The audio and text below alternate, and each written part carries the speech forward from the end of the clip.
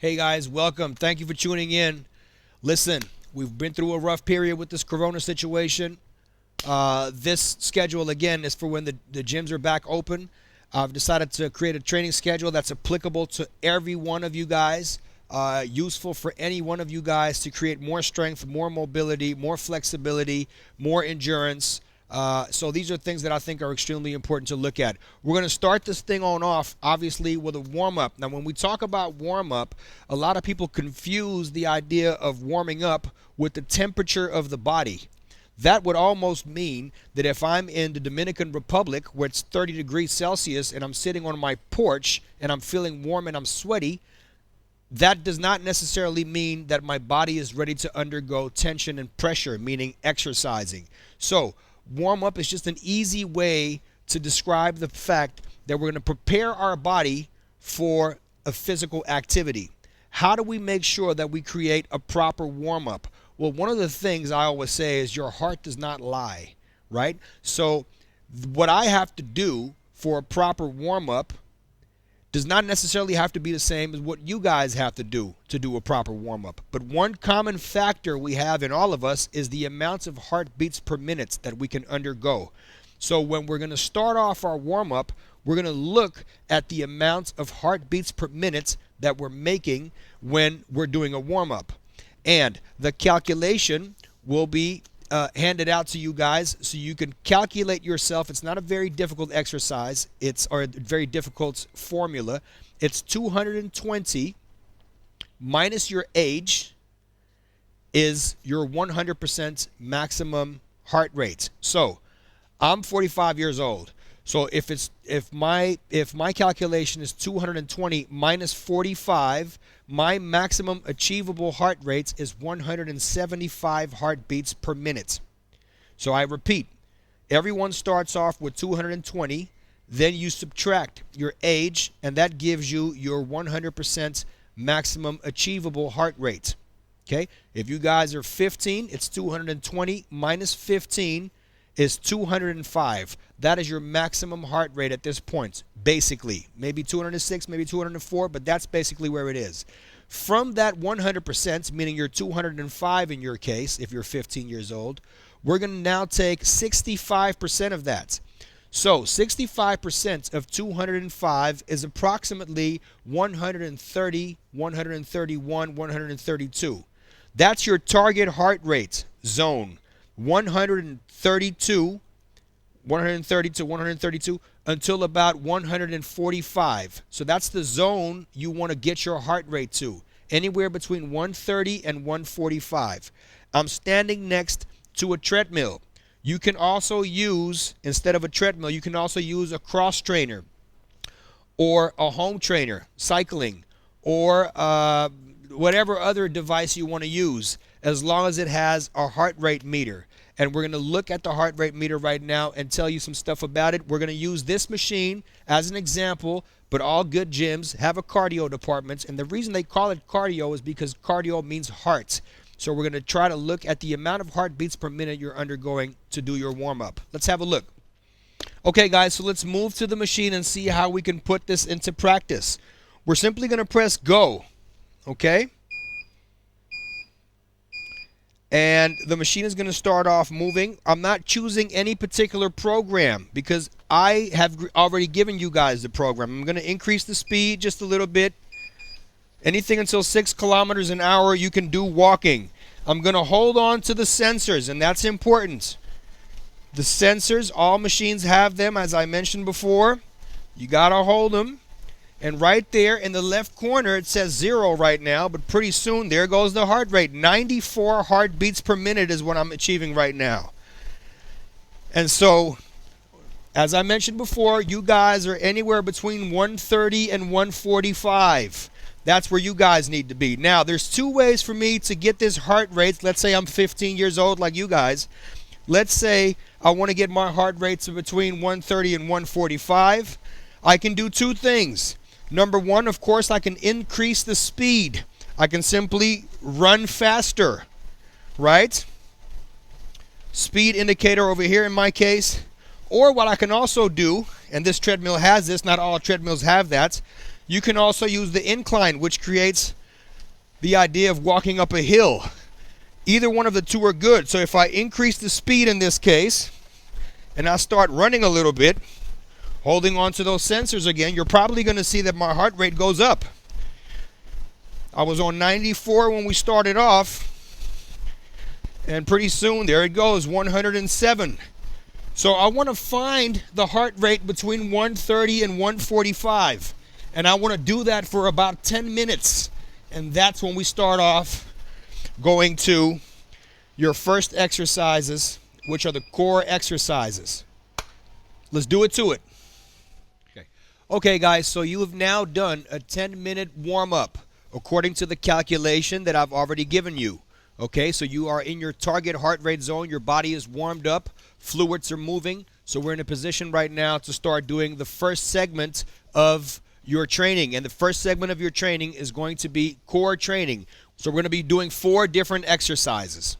Here we go. The first exercise we're going to do is what we call a plank position. And when we talk about a plank position, we want to make sure that the back is curved. This is an arched back, which creates a valley in the lower back. And we don't want to do that, because if you have a valley in your lower back, you're going to feel your back. You're not going to feel your abs. We want to train the abs, okay? And in this case, the transversus. So we want to create a curve in the back.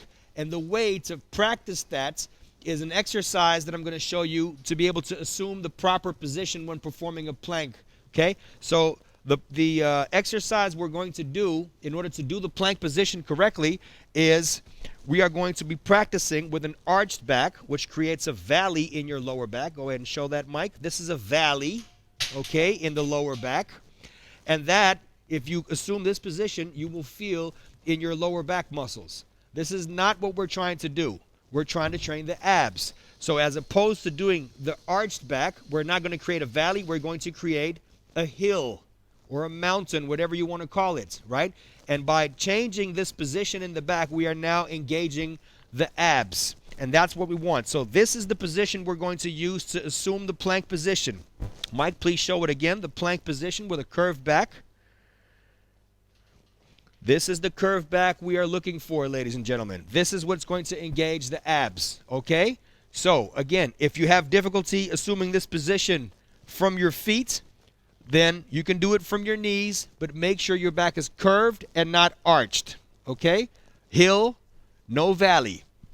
Next exercise. Gaan we plankpositie op de bal.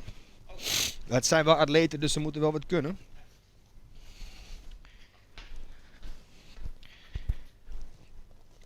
So, if you can assume the plank position that Mike just showed you, please show the plank position one more time, with a curved back, and you can assume that position for 1 minute, and then take a 30-second break, then be able to do it another minute, take a 30-second break, and then be able to do it another minute for 3 times consecutively with 30-second breaks in between, your abs are now ready to perform an even more difficult exercise, which is, especially for baseball players, extremely useful to do. When the gym opens, and we all hope that that's going to be sooner than later, you're going to use your fitness ball. And the fitness ball is going to be placed right here. You're going to put your elbows on a fitness ball and assume that same plank position. So that plank position, go ahead, is going to be conducted again with that curved back, okay? And once you can assume your balance on the fitness ball, we are now going to make rotations with the elbows. You see that? So not only does that become more difficult for the abs involved, also what it's going to do is it's going to create stability in your shoulder joint. If we make approximately 5-6 repetitions to the right side, we also want to make 5 or 6 repetitions to the left side. It always has to be balanced, okay? So it's always 5 on 5 or 6 on 6 or 3 on 3. We don't care. But never 10 on one side and 2 on the other side, okay? That's for the advanced people, okay? So if you can assume the regular plank position, you can advance yourself to the fitness ball. Let's move to the second exercise in the core department. The second exercise in the core department will be assuming your letter U position. Again, we start off teaching you the position, which in a lot of cases is already very intensive for a lot of people. We're going to straighten the legs. We're going to have, as you can see Mike doing, we're going to have the ankle, knee, and hip all aligned in a straight line.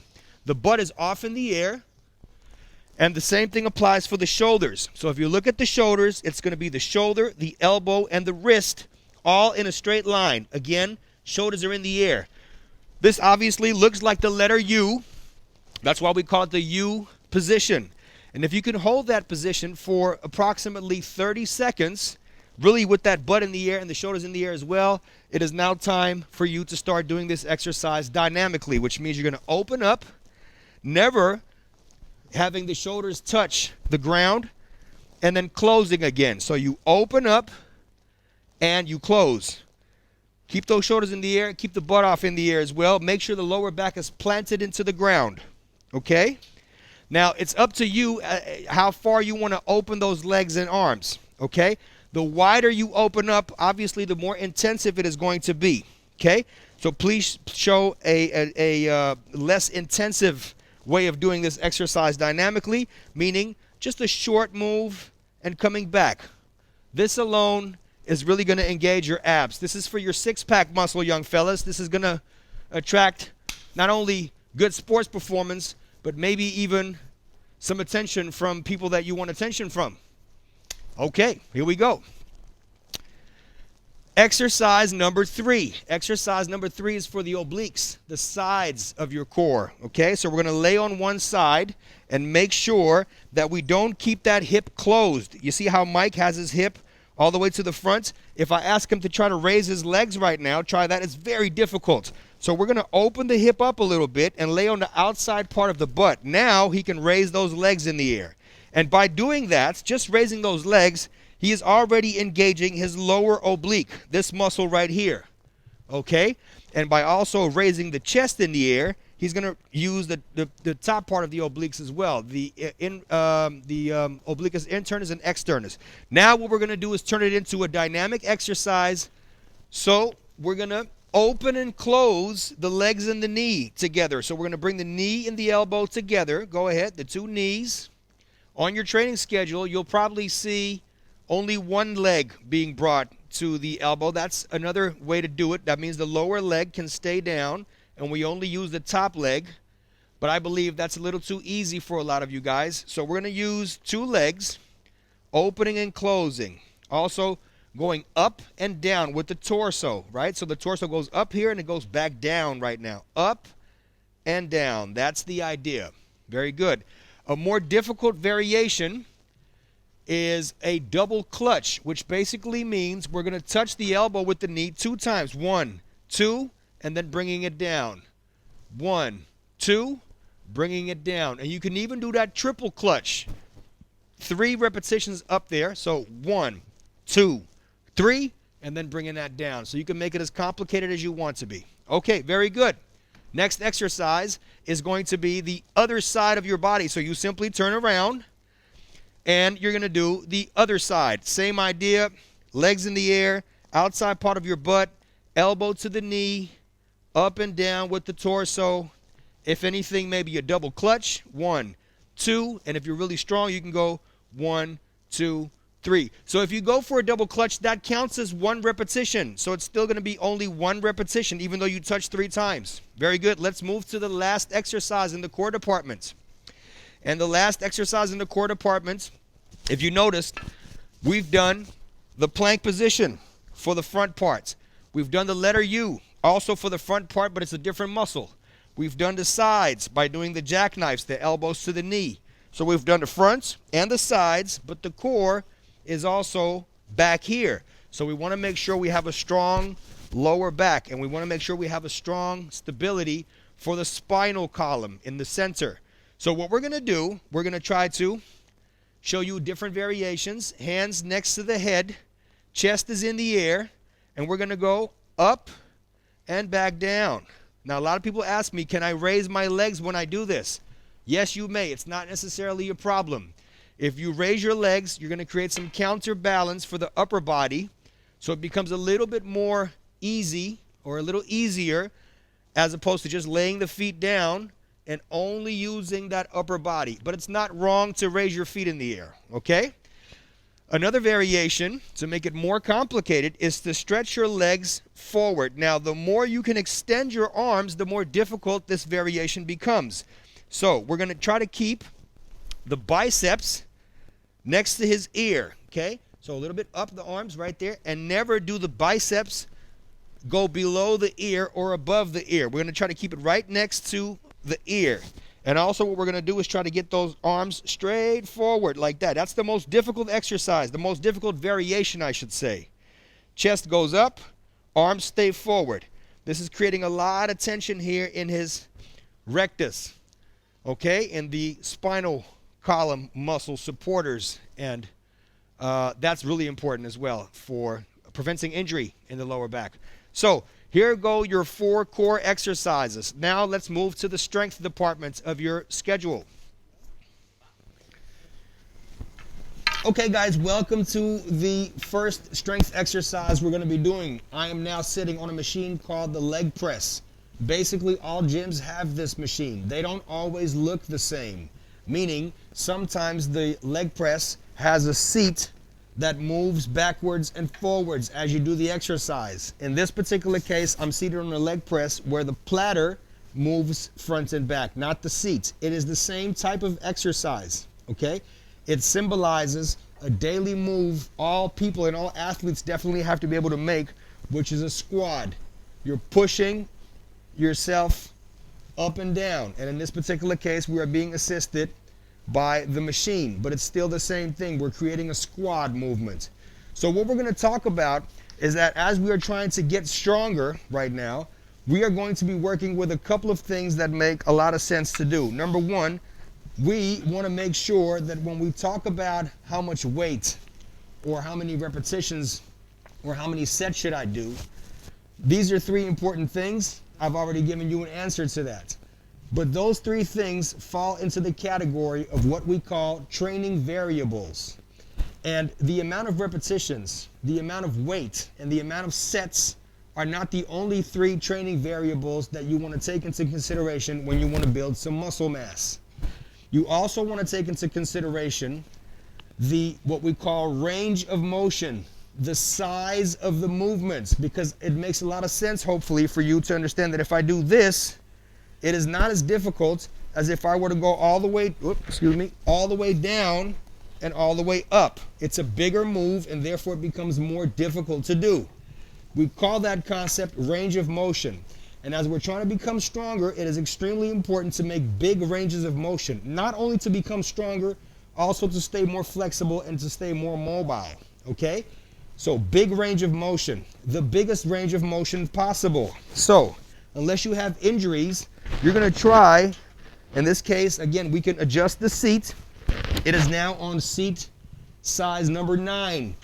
That's a very small move if I can demonstrate. I can only make this move until here. That's not even 90 degrees. So what we're going to do, we're going to bring that seat all the way to the front and therefore creating a bigger range of motion. That's one training variable that I want you guys to take into consideration.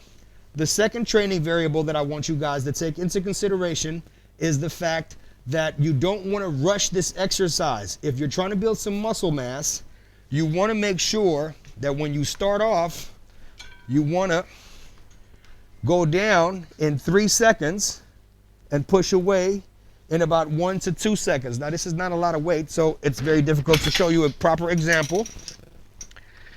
So we're going to put like 60 kilos in here, just for the example's sake. And so the idea is to make sure that I come down 1, 2, 3, big range of motion. Look at the 90-degree angle that I have now, even more.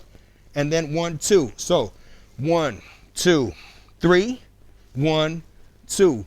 We don't move very fast if we're trying to become stronger, okay? If we're trying to create more muscle mass, okay? If it's maximum strength, yes, you do move quickly. But right now, we're trying to build some muscle mass. So we move kind of slow. 3 seconds down, 2 seconds up. 1, 2, 3, 1, 2. That's the idea, okay? Again, what are the training variables that we are going to be looking at? We are going to be looking at 8 to 12 repetitions. I've mentioned that before, right? If you can do 12 repetitions, you're going to increase the weight. If you cannot do 8 repetitions, you remove some weight. If you get stuck between 8 and 12 repetitions, meaning 9, 10, or 11 repetitions, then you stay on that same weight in your next set. Okay? So either you go up, you remove some weight, or you stay on the same weight. Second thing, so that's the weight training variable. The second training variable is we want to make a big range of motion. Please notice, bring the seat close to the platter, right? Big range of motion. That's your second training variable. The third training variable is your time under tension. You want to move slow if you want to build some muscle mass. Okay? 3 seconds down, 2 seconds away. The fourth training variable that you want to think about is your amount of sets. So you're going to be doing 3 to 5 sets. Okay? Some days you'll probably feel more energetic than another day. That's fine. But you're going to do no less than 3 sets and no more than 5 sets in one training. The fifth training variable that you want to also think about is the amount of resting time you have between your sets. You want to go anywhere from 30 seconds to 90 seconds. So a half a minute to a minute and a half in between your sets. 5 training variables: range of motion, time under tension, the weight, the sets, and your rest. Those are the 5 you want to take into consideration.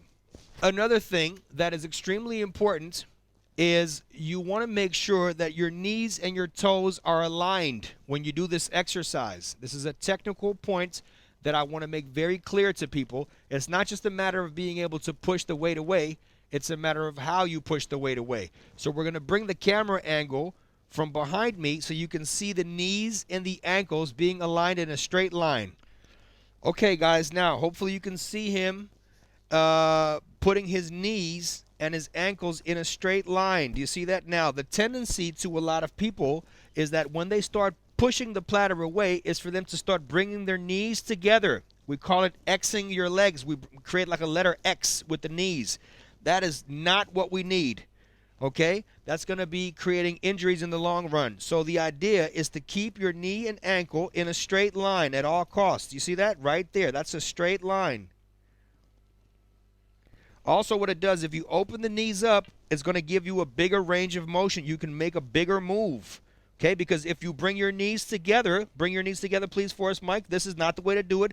His leg is going to get stuck on his belly, right? So if he opens the knees up right there, now the torso can be in between the knees. So push your knees away. Very important. So this exercise is obviously for strength in your legs and in your glutes. We're going to combine this exercise with a split squat. So after you've done this set of anywhere between 8 to 12 repetitions, you're going to do a split squat to make sure that the strength between the left and the right leg stay more balanced. So right after you're done with this, you're going to do another exercise and then take your rest. Okay, it's called a superset. Here we go.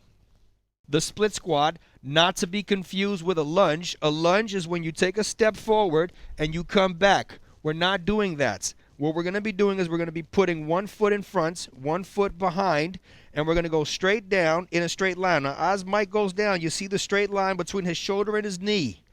We're going to go down in 3 seconds, and we're going to go up in 1, 2. Same tempo as the leg press. 1, 2, 3, 1, 2. These are slow moves, okay? And the reason, again, we want to do that is because that way you create more muscle mass. More muscle mass eventually should generate more strength and more power, okay? This is a muscle mass building schedule, okay? There's a lot of different ways you can train, but right now we're trying to make you a little stronger by creating some more muscle mass.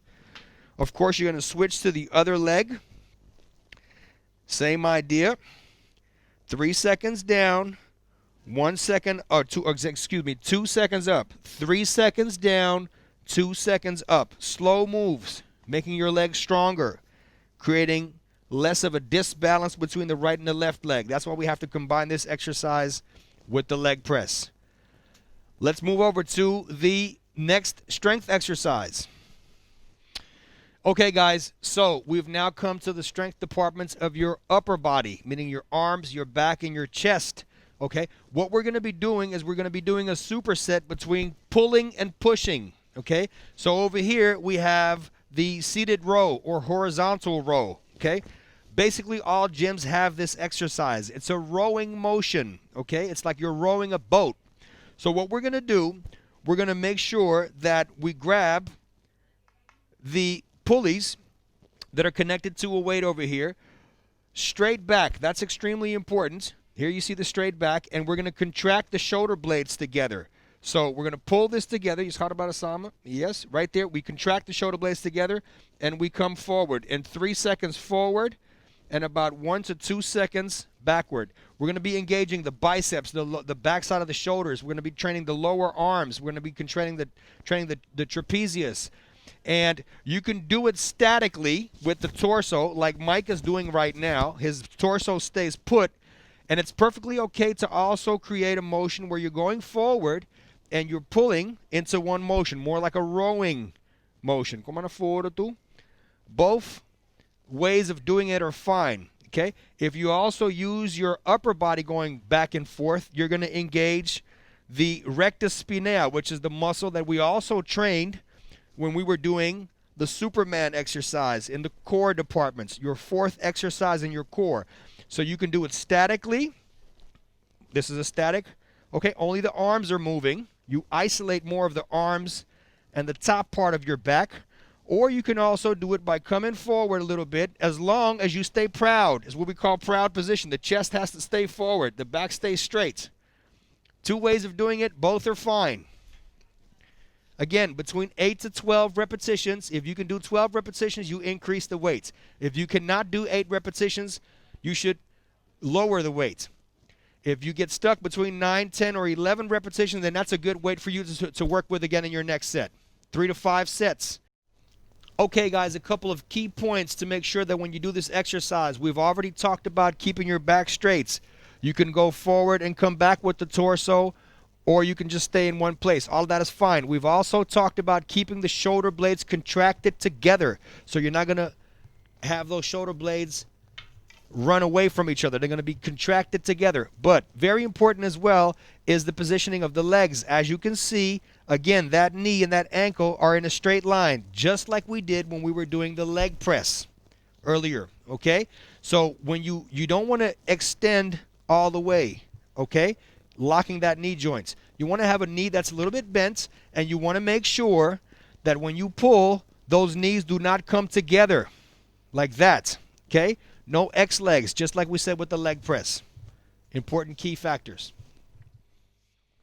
Okay, guys, you've just done the pulling exercise. As soon as you're done with the pulling exercise, again, between 8 to 12 repetitions, you're going to walk. You don't have to run, but you're going to walk straight to this machine. It's called the chest press. We've just pulled something. We're now going to push something. That's called antagonism. It means the opposite way of moving, or the opposite muscles in this case are also working. So it's extremely important that you try to go and create another superset like we did with the legs. We did the leg press, and then we did the split squat, right? Now we're going to do the pulling and the pushing in a combination. So you don't really take rest between these two exercises, between pulling and pushing, okay? You don't have to run to the machine. Just walk there and then start off your exercise pushing. Let's talk about that a little bit. Okay, guys, a couple of points to look at. You want to make sure that first thing we notice is that this machine is bent like this, okay? So you can either hold the machine here at the bottom part, which keeps the elbow low, or you can hold it here at the top part, which gets the elbow up higher. Okay, if you bring the elbow up a little bit higher, you're going to engage the chest a little bit more, and you're going to engage, in this way, the triceps a little bit more, the backside of your arm. Both are fine. That's exactly the reason why they made the machine this way, okay? As baseball players, I wouldn't mind if you guys use the top one because it gets you in your power V, in your power slot that we use for a lot of things like hitting and throwing and stuff like that. Both are fine, though. If you have a shoulder problem and your physiotherapist told you can already start pushing some things, I would prefer for you to use the lower one, but I'm sure your physiotherapist will also tell you that. So we're going to adjust the height that the hands are basically in the center of the chest, and that's the height of the seat, which you can do over there, right? Bring the seat up or down, okay? this would be a little low, okay? So the handles are basically almost above his shoulders, and now he has to bring his elbows all the way up there, and that's going to create like tension and pressure in the shoulder joint. We don't really want to do that. So we're going to bring the seat up a little bit, and then we're going to push. And when we push away in about 1 to 2 seconds, right? And we bring it back slowly. Very important that we bring the thing back slowly. Why? Because that way we create more muscle mass, okay? Another thing to look at is the range of motion, again, of your movements. Mike, if you will, 1 second. Sometimes you find the thing adjusted all the way to the front. Now there's a very short range of motion, so it's from here until there, and that's just not enough. Right? We want to stay mobile, as we talked about earlier, and we want to have more muscle mass, so we want to create a big range of motion. Push all the way out. Is it? Yeah? Oh, even further. There we go. So big range of motion. There we go. All the way out, 3 seconds back. Yeah, slow movements, creating more muscle mass. Please show the other grip as well. Here we go. Important factors to look at. Let me take you there. And we're going to bring the camera behind us so you can see what's also important, or I can show you here now. Important factors. Elbow and the wrist are in one line. Do you see that? The elbow is not going inside. Please show a wrong example, Mike. Elbows going towards each other. X, just like the egg's legs. We don't want to do that. Or the elbows go all the way out. We don't want to do that. We want to keep the elbow and the wrist in a straight line. The same thing applies if we grab the wide grip. Go ahead and take the wide grip, Mike. The wide grip, same idea. Xing his elbows, they're inside the wrist. We don't want to do that. Or elbows all the way outside or up. We don't want to do that, right? So we want to have the elbow and the wrist basically in a straight line. You see that? That's what we're looking for. That way all the tension gets into your chest muscles as opposed to pressuring your joints. Joints don't have strength. Muscles do.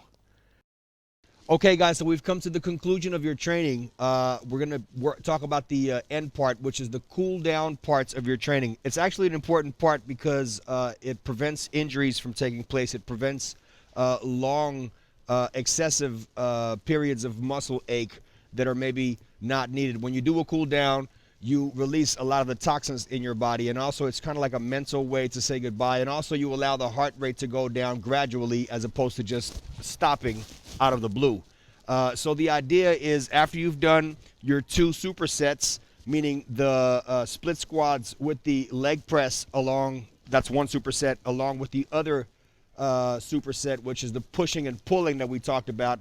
If you do that in a fairly fast tempo with about 30 seconds in between of rest, 30 seconds to about 90 seconds, your heart rate is obviously going to go up. A lot of people think that strength training does not include cardio training. Well, cardio means heart, and so if you do a lot of strength training, the heart rate will be up. And so you're going to bring that accelerated heart rate over to the treadmill in this case, and we're going to gradually bring that heart rate back down. So Mike is going to press start. And so the heart rate, Mike did not, of course, do all of the exercises, but in this particular case, his heart rate would have probably been way up. And so gradually, he's going to do some running and then decrease the speed. Now, every once in a while, he's going to grab the sensors just to make sure that he's seeing a gradual way of his heart rate going down. So this is basically the end of your conclusion. You need to get that heart rate back down to about 90 heartbeats per minute, 100 heartbeats per minute, and most likely when you come from your 2 supersets, you're going to see your heart rate somewhere in the range of about 140, 150 perhaps, and we're going to gradually bring that down. So right after you do your pushing and pulling, you're going to come to the treadmill or any other cardio device for that matter and bring the heart rate down gradually. That's the end of our training session. You can work with this program for anywhere between 6 to 8 weeks. About 3 times per week, for instance, Monday, Wednesday, and Friday. Always have 1 day of break in between. And after about 6 to 8 weeks, you should gradually move to your second schedule that I'll be explaining shortly. Thank you guys for tuning in. Auf geht's, Jungs. You know what to do now. Take care.